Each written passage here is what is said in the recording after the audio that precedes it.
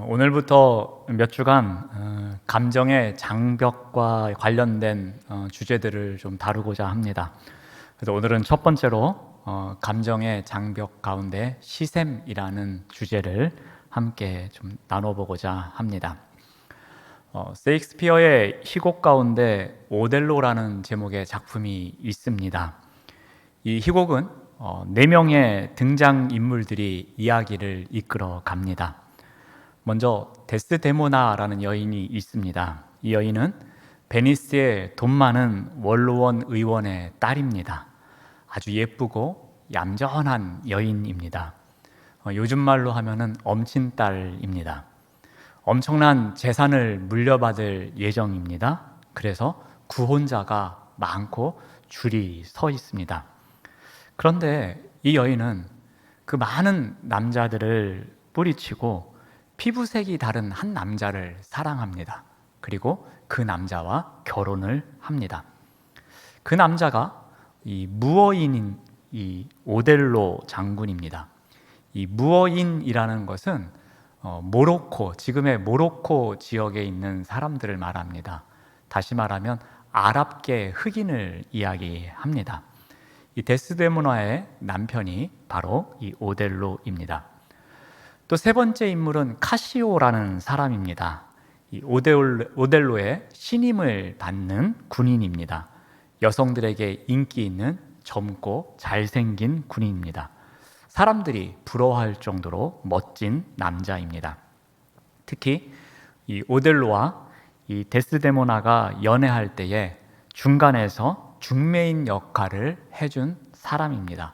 그래서 오델로는 아내 다음으로 특별히 신임하는 사람입니다. 네 번째 등장인물은 이아고라는 악인입니다. 나이 많은 장교이고요, 꾀가 많습니다. 다른 사람에게 고통을 끼치는 것을 즐기는 사람입니다. 또한 사람의 성향을 잘 파악해서 그것을 이용하는 사람이기도 합니다. 상대방의 약점을 캐내서 그거를 악용하는 사람이기도 합니다. 이런 일도 있었습니다. 원로원의 권력가인 이 데스데모나의 아버지에게 당신의 딸이 납치되어서 강제로 결혼하는 거라고 거짓말로 이간질을 한 적도 있었습니다. 바로 이런 악인 역할을 하는 사람이 이아고입니다. 이 네 명의 등장인물들 사이에서 비극이 발생합니다. 그 일은 이 오델로가 이아고를 승진 명단에서 빼뜨리는 데서 일이 시작됩니다. 이 일로 이아고의 마음이 비뚤어지기 시작합니다. 그리고 마음속에 다짐합니다. 내 대신 승진한 카시오와 나를 승진 명단에서 빠뜨린 이 오델로에게 내가 꼭 복수를 하겠다라고 다짐을 합니다. 어떻게 복수를 할까 생각을 하다가 사람의 마음을 가장 괴롭히는 고통 중에 하나가 질투, 즉 시샘이라는 것을 알게 됩니다. 그래서 이 질투를 이용해서 복수를 하겠다라고 마음을 작정합니다. 이 첫 번째 단계로 먼저 카시오를 향한 복수를 시작합니다. 전쟁에서 승리를 한 승전 축하연이면서 이 오델로의 결혼 축하연이 열립니다. 이때 이아고가 카시오에게 술을 많이 먹입니다. 그리고 술에 취한 카시오가 축하연을 난장판으로 만드는 실수를 범하게 만듭니다. 이 일로 인해서 카시오는 파직을 당합니다. 이제 이아고의 작전 1단계가 성공합니다. 2단계는 이제 오델로의 복수 이제 본격적으로 시작을 합니다. 이아고는 이제 카시오에게 가서 데스데모나에게 복직을 부탁해 보라고 시킵니다. 순수한 마음을 소유한 데스데모나는 오델로에게 가서 이 카시오의 복직을 또 부탁하게 됩니다. 이아고는 이러한 상황을 이용해서 오델로가 카시오를 질투하는 상황을 만들어 갑니다. 이아고는 오델로에게 또 이간질을 합니다. 원래 데스데모나와 카시오는 비밀 연애를 하고 있는 관계입니다 라면서 거짓말을 하기 시작합니다. 오델로는 이 말을 믿지 않았습니다. 그런데 점점 상황이 비슷한 일이 일어납니다. 데스데모나가 선량한 마음으로 카시오를 도와주는 일이 있었는데 그 일을 목격하게 만듭니다. 한번 뿌려진 의심의 씨앗은 쉽게 거두어지지가 않았습니다. 이것은 질투로 자라기 시작합니다. 이 시셈의 결정판으로 생긴 일이 있었습니다. 오델로가 결혼할 때 데스데모나에게 준 손수건이 있었습니다. 이아고가 이 손수건을 훔쳐서 카시오의 방에 숨겨놓습니다. 그리고 나중에 이 손수건이 카시오의 방에서 발견이 됩니다. 오델로의 약점인 아내에 대한 불신을 더욱 부채질한 일이었습니다. 이 일로 말미암아 오델로는 이아고에게 카시오를 제거하도록 말합니다. 자, 이러한 상황에 직면한 오델로는 마음속으로 괴로움을 당하기 시작합니다. 백인 세상에서 낯선 자신의 피부색을 부끄럽게 생각합니다. 그리고 이 피부색이 결국에는 어렵게 얻은 사랑하는 아내를 잃게 될 것이라는 두려움을 갖게 됩니다. 젊은 백인 부관에게 자신의 사랑하는 아내를 빼앗기게 될 것이라는 두려움에 휩쓸리게 됩니다. 한때는 늠름했고 위험에 찬 장군이었던 오델로는 의심과 질투로 인해서 가득한 삶을 살아가게 됩니다. 시셈에서 시작된 그의 감정은 두려움으로 가득 찬 삶을 살아갑니다. 결국 그는 시셈에 사로잡혀 데스데모나를 살해하게 됩니다. 오델로 또한 데스데모나를 살해한 그 자책감 때문에 자살을 하게 됩니다. 오델로의 몰락이 보여지는 장면입니다. 희곡이 이제 이렇게 좀 우울한 분위기로 끝이 나갑니다. 물론 마지막에 이아고의 계략이 밝혀지긴 합니다. 하지만 이아고가 오델로에게 그 복수한, 그래서 질투와 의심을 불러일으켜서 파멸과 몰락을 가져온 그 이후에 이 계략이 밝혀지게 됩니다. 희곡의 이야기를 잠깐 말씀드린 것처럼 시셈은 이렇게 잔혹하게 우리에게 다가올 때가 있습니다. 시셈은 사람의 마음을 병들게 합니다. 그래서 시셈은 사람과의 관계를 무너뜨리고 어느 한 사람의 삶을 몰락의 길로 이끌어 갈 때가 있습니다. 이 시셈이라는 것은 욕심이라는 감정의 눈을 뜨게 합니다. 그래서 내가 갖고 있는 것만 보는 것이 아니라 내가 갖고 있지 못한 것을 보게 합니다. 점점 내가 갖고 있는 것보다 내가 갖고 있지 못한 것, 그래서 남이 갖고 있는 것이 더 크고 좋다라고 생각하게 만듭니다. 이런 일이 생기면 이 시셈은 다른 사람과 나를 비교하게 만듭니다. 더 집착합니다. 그래서 보아야 할 것을 보지 못하고 들어야 할 것을 듣지 못하는 가운데 남과 나를 비교합니다. 이런 비교하는 가운데 있어서 자신의 마음이 점점 병들어 갑니다. 병들어가는 가운데에 욕심은 점점 커집니다. 그래서 상대방의 것을 계속 부러워하기만 합니다. 부러우면 지는 것이기에 이 부러움을 떨쳐버리려고 노력을 하지만 헛수고로 돌아갈 때가 많이 있습니다. 그런 가운데 마음이 점점 불편해집니다. 마음이 분산이 됩니다. 욕심을 멀리하고 싶지만 내 마음대로 되지 않습니다. 그런 가운데 다른 사람을 미워하는 감정이 생깁니다. 때로는 분노가 찾아옵니다. 이런 일 때문에 상대방을 미워하고 있는 나의 모습을 보면서 또 초라한 내 모습을 발견합니다. 점점 괴로워집니다. 두려움도 다가옵니다. 관계를 무너뜨리는 일이 생기기도 합니다. 심지어 나를 몰락의 길로 몰아가는 경우도 있습니다. 그래서 시셈은 잔혹합니다. 시셈이 잔혹한 것을 보여주는 이야기가 성경에 나옵니다. 시셈 때문에 자신이 소유한 강점이 많았음에도 불구하고 그 강점을 제대로 활용하지 못하고 몰락의 길을 걸어간 한 사람이 있습니다. 바로 이스라엘의 첫 번째 왕이었던 사울입니다. 우리 사무엘상의 이야기를 한번 잠깐 살펴보겠습니다. 사울은 이스라엘의 첫 번째 왕으로 뽑힐 때에 매우 훌륭한 강점을 갖고 있었습니다. 우리 사무엘상 9장 1절 말씀을 봅니다. 베냐민 지파에 기스라 이름하는 유력한 사람이 있었다고 합니다. 사울의 집안을 소개합니다. 사울의 아버지는 기스입니다. 근데 이 기스가 유력한 사람이었다라고 소개합니다. 이 유력한 사람은 기본적인 의미는 용사라는 뜻을 갖고 있습니다. 그런데 추가적인 의미를 보면은 능력이 있는 자, 부유한 자, 지방의 유지라는 뜻이 있습니다. 그러므로 사울은 매우 능력 있는 집안에서 태어나고 그 가정에서 성장한 사람이었습니다. 요즘 말로 이야기하면 금수저 인생을 산 사람이 바로 사울입니다. 유력한 집안에서 태어난 사울의 개인적인 모습 또한 탁월합니다. 그 모습에 대해서 사무엘상 9장 2절은 이렇게 말합니다. 기스에게 아들이 있으니 그의 이름은 사울이요 준수한 소년이라. 이스라엘 자손 중에 그보다 더 준수한 자가 없고 키는 모든 백성보다 어깨 위만큼 더 컸더라. 성경은 그의 외모를 최상급으로 묘사합니다. 이스라엘 사람들이 많이 있는데 그 중에 사울보다 잘생긴 사람이 없다라고 성경은 기록합니다.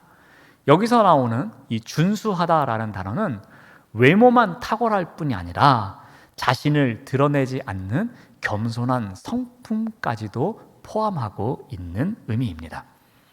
성경은 사울이 외적으로만 훌륭할 뿐만 아니라 내면적인 겸손함까지 갖춘 사람임을 말해주고 있습니다. 또한 사울의 외모를 나타내는 독특한 표현이 하나 있습니다. 사울의 키가 모든 백성보다 어깨 위만큼 더 크다라고 합니다. 즉 누구든지 사울 옆에 서면 사울의 어깨 아래 정도에 닿을 정도의 키였다라고 합니다. 왜 사울의 키를 이와 같이 강조하면서 이야기하였을까요? 그거는 사울이 돋보인다라는 것을 드러내기 위함입니다. 어느 누구보다도 많은 사람이 모여 있을지라도 사울이 돋보이는 탁월한 인물임을 강조하고 있습니다. 외적인 훌륭한 조건을 갖고 있는 사울은 하나님께서 맡겨주신 소명 또한 확실했습니다. 우리 사무엘상 9장 16절 말씀을 봅니다. 너는 그에게 기름을 부어 내 백성 이스라엘의 지도자로 삼으라. 그가 내 백성을 블레셋 사람들의 손에서 구원하리라. 하나님께서 사울을 왕으로 세우신 목적이 나오는 부분입니다. 즉 사울의 소명이 그려져 있는 부분입니다. 사울은 기름 부음을 받은 이스라엘의 지도자로 세워집니다. 그는 기름 부음을 받은, 그래서 하나님의 대리자로, 통치자로 쓰임받는 자리에 나아갑니다. 그리고 지도자로 세워졌다라는 것은 특별히 이스라엘의 왕으로 세워졌다라는 것을 의미하고 있습니다. 사울은 지도자로서 내 백성을 블레셋 사람들의 손에서 구원해야 하는 소명을 갖게 됩니다. 기름 부은 자로서 지도자로 세워졌는데 그에게 맡겨진 소명은 고통 가운데 있는 이스라엘 백성들, 특별히 블레셋에 의해서 어려움을 당하고 있는 백성들을 구원하는 일, 확실한 소명을 갖고 기름 부음을 받은 사람이 바로 사울이었습니다. 사울은 외적인 조건이 완벽했습니다. 금수저 인생이었고요, 어찌 보면 조각 미남이었고요, 겸손한 성품도 갖고 있고요, 누구와 함께 있어도 돋보이는 존재가 바로 사울이었습니다. 더군다나 하나님께서 그를 부르셨고 기름을 부으시고 정확한 소명을 주셔서 백성들을 구원할 수 있는 목적이 있는 삶을 살아가도록 부르셨던 인생이 바로 사울의 인생이었습니다. 그런데 사울은 이 인생길을 온전히 걸어가지를 못합니다. 왜 그랬을까요? 사울은 하나님의 뜻을 제대로 헤아리지 못하는 삶을 살아갑니다. 사울이 블레셋과의 전쟁의 일이 있었을 때였습니다. 블레셋과의 전쟁은 자신의 소명이었습니다. 그 전쟁을 통해서 백성을 구원해야만 했습니다. 그런데 어느 날 일어난 전쟁에서 이스라엘 군사가 모였는데 3,000명밖에 되지를 않습니다. 블레셋의 군사는 헤아릴 수가 없었다라고 합니다. 그러자 이스라엘의 군사들은 다급했는지 이리저리로 흩어지기 시작합니다. 그때에 사울은 어디를 바라봅니까?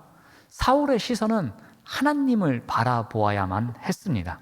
하지만 사울은 흩어지는 백성들을 바라봅니다. 무수히 많은 블레셋 군사들을 바라보고만 있습니다. 아무리 위협적인 상황일지라도 하나님께서 이 상황을 지켜보고 계신다. 하나님께서 막아주실 것이다. 하나님께서 나를 소명자로 세워주셨으니 이 일을 이겨낼 수 있도록 도와주실 것이다 라는 믿음을 갖고 하나님만을 바라보아야 하는 상황이었습니다. 하지만 사울은 그 상황 가운데에서 하나님을 바라보지 않고 주변에 일어나는 일만을 바라보고 있었습니다. 그래서 사울은 어떻게 합니까? 번제를 드립니다. 하나님의 뜻을 제대로 헤아리지 못하고 자신의 마음대로 일을 처리하게 됩니다. 이 일로 인해서 사무엘이 와서 책망을 합니다. 그 이야기가 사무엘상 13장 13절에 기록하고 있습니다. 사무엘이 사울에게 이르되 왕이 망령되이 행하였도다. 왕이 왕의 하나님 여호와께서 왕에게 내리신 명령을 지키지 아니하였도다 라고 합니다. 왕이 하나님의 뜻을 헤아리지 못해서 망령되이 행하였다라고 합니다. 이 망령되이 행하다라는 것은 영적으로 도덕적으로 어리석게 행동하는 것을 말합니다. 즉 옳고 그름을 제대로 분별하지 못해서 이 일을 했다라는 겁니다. 구약 성경에는 이 단어가 사무엘하 24장에도 나옵니다. 사무엘하 24장은 다윗이 인구조사를 하는 장면이 나옵니다. 이때에 이 일로 말미암아 책망을 받은 다윗이 깨닫는 부분이 있는데 그곳에서 다윗은 이렇게 고백합니다.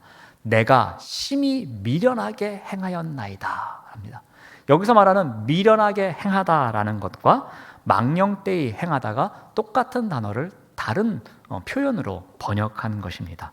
즉 옳고 그름을 제대로 분별하지 못해서 내가 미련하게 망령되이 행했습니다. 이것은 제가 하나님의 뜻을 제대로 헤아리지 못해서 그래서 옳고 그름을 분별하지 못하게 한 행동입니다 라고 고백하는 내용입니다. 자, 이와 같이 하나님의 뜻을 헤아리지 못하는 삶을 살아간 사울은 결국 어떻게 됩니까? 우리 사무엘상 16장 14절 말씀을 봅니다. 여호와의 영이 사울에게서 떠납니다. 여호와의 영이 함께해서 여호와의 대리자로 이스라엘을 통치하고 이스라엘을 블레셋의 위협으로부터 구원하는 삶을 살아야 했던 사울에게서 여호와의 영이 떠나갑니다. 그리고 무엇으로 대체됩니까? 악령으로 대체됩니다. 그 악령으로 인해서 어떤 삶을 살아갑니까? 번뇌하는 삶을 살아갑니다. 즉 괴로운 삶을 살아가게 되었다라고 합니다. 이런 번뇌하는 삶을 살아가는 과정 속에 한 사건이 일어납니다. 사울의 감정을 힘들게 하는 일이 일어납니다. 우리 사무엘상 18장 7절입니다. 여인들이 뛰놀며 노래하여 이르되 사울이 죽인 자는 천천히요 다윗은 만만이로다. 이러한 소식을 듣자 사울의 감정이 상하기 시작합니다. 다윗이 자신과 같은 영웅의 위치를 차지하기 시작한 겁니다. 이 노래를 들어보면 자신보다도 더 훌륭한 영웅이라고 사람들이 칭송을 하고 있는 것입니다. 자존심도 상했을 것입니다. 기분도 심히 나빠졌을 것입니다. 더군다나 이 노래하는 여인들의 모습을 목격하니 매우 불쾌했을 것입니다. 그래서 사울이 어떻게 합니까? 18장 8절 말씀을 보면은 사울이 그 말에 불쾌하여 심히 노하였다라고 합니다. 이제 사울은 다윗을 시샘하기 시작합니다. 이스라엘의 왕으로서 지금까지 이스라엘의 백성들을 구원한 것은 나인데 더 칭송받아야만 하는데 애송이 다윗이 나타나서 자신의 모든 것을 빼앗아 간다고 생각합니다. 자신의 모든 것을 빼앗아 간다고 생각하니 얼마나 기분이 나빴겠습니까? 그래서 사울은 어떻게 합니까? 9절 말씀을 보면 그날 후로 사울이 다윗을 주목하였다라고 기록합니다. 사울이 다윗을 주목하였다라는 것은 자신의 왕권을 위협할 수 있는 이 위험 인물로 간주하고 그를 계속해서 감시하였다라는 말입니다. 하나님의 영이 있었던 사람입니다. 그런데 그 하나님의 영이 떠나가자 그의 감정은 쉽게 변합니다. 그런 가운데 자신이 누리고 있었던 권력의 자리, 그 권력의 자리가 하나님께서 주신 자리임을 망각하게 됩니다. 그런 가운데 사울은 생각합니다. 이 권력의 자리를 지키기 위해서 늘 경계하는 삶을 살아갑니다. 자신의 경쟁자가 나타나면 감시합니다. 그 경쟁자를 시샘합니다. 그 경쟁자를 제거하려고 합니다. 하나님의 영이 사라진 이후에 생긴 일이었습니다. 다윗을 시샘한 사울은 더 안 좋은 모습으로 가게 됩니다. 어떤 일이 생깁니까? 18장 말씀을 계속 보시면 12절 말씀을 보시면 여호와께서 사울을 떠나 다윗과 함께 계십니다. 그러자 사울이 어떻게 됩니까? 그것을 두려워합니다. 또 15절 말씀을 봅니다. 사울은 다윗이 크게 지혜롭게 행함을 보고 점점 시샘하게 됩니다. 그러면서 자신의 마음은 어떻게 됩니까? 두려워집니다. 또 18장 29절 말씀을 봅니다. 사울이 어떻게 됩니까? 다윗을 더욱 두려워해 가고 있습니다. 시간이 지나면 지날수록 사울은 두려움이라는 감정 속에 사로잡힙니다. 점점 더 시샘하게 됩니다. 점점 더 상대방을 경쟁하며 상대방을 제거하고 싶은 마음이 생깁니다. 사울이 다윗을 두려워하는 감정이 있음을 성경은 반복적으로 표현하며 강조하고 있습니다. 이제 사울의 몰락만이 기다리고 있습니다. 자신이 지닌 많은 것을 잃고서 그 젊은 다윗을 시샘하는 가운데 하나씩 잃어가는 몰락의 길을 걸어가게 됩니다. 마치 셰익스피어의 희곡에 나오는 오델로와 같은 삶을 살아가고 있는 것입니다. 시샘이라는 단어를 분석해 보면 한자하고 그리고 우리말의 합성어인 것을 알 수 있습니다. 이 시샘의 시자는 이 시기할 시자를 사용합니다. 근데 이 시기라는 단어의 기자는 이 꺼릴 기자를 사용합니다. 즉 이 시기할 시자에는 상대방을 미워하고 상대방을 꺼려하는 미움이라는 감정이 담겨져 있다는 것을 알 수 있습니다. 또 이 샘이라는 단어는 샘하다라는 단어에서 온 우리말입니다. 그러니까 남에게 지기를 싫어하고 남이 잘 되는 것을 탐내고 남을 미워하는 것을 말합니다. 이 샘이라는 단어 또한 이 미움이라는 감정이 실려 있는 단어입니다.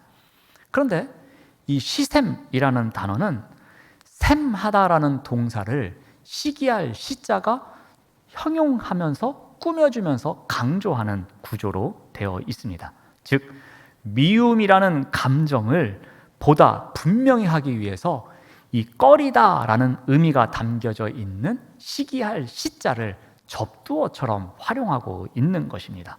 그래서 샘하다라는 것을 또다시 한번 강조하고 있습니다. 바꿔 말하면 미워하다라는 감정을 2번 사용했다라고 보시면 될 것 같습니다. 이 시샘이라는 단어에 담겨진 의미를 보면서 이 시샘이라는 단어 안에는 미움이라는 감정이 가득 담겨 있다라는 것을 우리가 알 수 있습니다. 그래서 시샘은 사람과 사람 사이에 감정의 장벽을 만듭니다. 그래서 시샘은 잔혹하다라고 이야기를 합니다. 이 시샘이 잔혹한 것을 우리가 오늘 읽은 본문 말씀에서 이렇게 또 알려줍니다. 오늘 본문 말씀을 통해서 이 시샘의 성격을 우리가 다시 한번 알 수 있습니다. 아가서 8장 6절 말씀을 봅니다. 질투는 스올같이 잔인하며 불길같이 일어난다라고 합니다. 질투, 즉 시샘의 성격이 어떠하다고 합니까? 시샘은 스올 같다라고 합니다. 스올은 무엇을 상징합니까? 죽음을 상징합니다.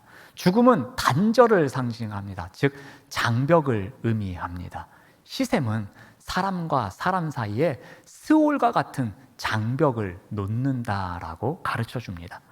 또 시샘은 어떠하다고 합니까? 잔인하다라고 말해줍니다. 시샘은 오델로와 같은 훌륭한 장군을 두려움 속에 놓이게 하며 몰락의 길을 걸어가게 하는 것이라고 합니다. 시샘은 사울과 같이 세상에 둘도 없는 훌륭한 사람을 두려움 속에 갇히게 만들어서 파멸의 길로 걸어가게 한다라고 합니다. 그래서 시샘은 잔인하다라고 합니다.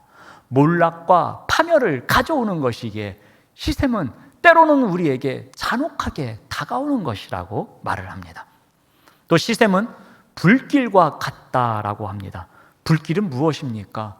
우리가 감당할 수 없는 것입니다. 거셉니다. 불가항력적인 것입니다. 시샘은 그만큼 위력이 있다라는 것입니다. 우리가 어떻게 감당할 수 없을 정도로 우리에게 큰 장벽을 세우고 우리로 하여금 잔혹한 삶을 살아가는 위대한 것, 위력적인 것이 바로 시샘이라고 알려줍니다. 시샘은 우리의 삶 속에서도 많은 장벽을 만들게 합니다. 그래서 시샘은 많은 것을 잃어버리게 합니다.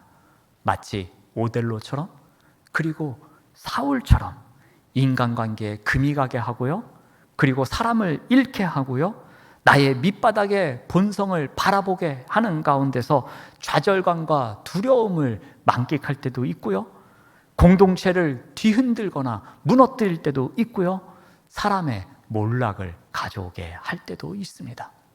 그러므로 시샘이 우리의 감정을 지배하지 못하도록 해야 합니다. 시샘으로 인해서 두려움 속에 놓이지 않도록 살아가야 할 것입니다. 오늘 찬송가의 후렴 가사가 이런 면에 있어서 우리에게 조금 도움을 줍니다. 우리 452장의 후렴 가사를 보면 이렇게 고백을 합니다. 내 마음속에 지금 곧 오사 주님의 형상 인치소서. 내 마음속, 그 마음이 어떤 곳입니까? 그 마음이 시샘이 일어나는 곳입니다. 그 마음이 시샘이 일어나서 마음의 장벽, 감정의 장벽을 쌓으면서 살아가게 하는 곳이 바로 그 마음입니다. 그 마음 속에 시샘이 찾아오는 그 순간, 시샘으로 인해서 두려움 속에 놓여있는 그 순간에 우리는 어떻게 고백해야 한다는 것입니까? 그 마음 속에 지금 곧 찾아오셔서 주님의 형상, 그 시샘을 물리칠 수 있는 주님의 형상을 인쳐 주시옵소서, 즉 도장을 찍어 주시옵소서라는 거예요. 그 형상으로 살아갈 수 있도록 나를 이끌어 주시옵소서라는 고백입니다. 사랑하는 여러분, 우리가 주님의 삶을 닮아가기를 원합니다. 예수님 닮아가기를 원합니다. 예수님의 형상을 우리에게 인치심으로 말미암아 그 주님의 형상을 닮아가는 삶의 과정 속에서 늘 끊임없이 다가오는 시샘의 유혹을 물리치며 살아가시는 우리 모두가 되시기를 바랍니다. 기도하겠습니다. 하나님 감사합니다. 스올같이 잔인하고 불길같이 감당할 수 없는 시샘에서 멀어지는 삶을 살아가도록 인도하여 주시옵소서. 감정의 장벽을 세우는 시샘의 시선보다 예수님 닮아가는 삶을 살아갈 수 있도록 인도하여 주시옵소서. 예수님의 이름으로 기도드립니다. 아멘.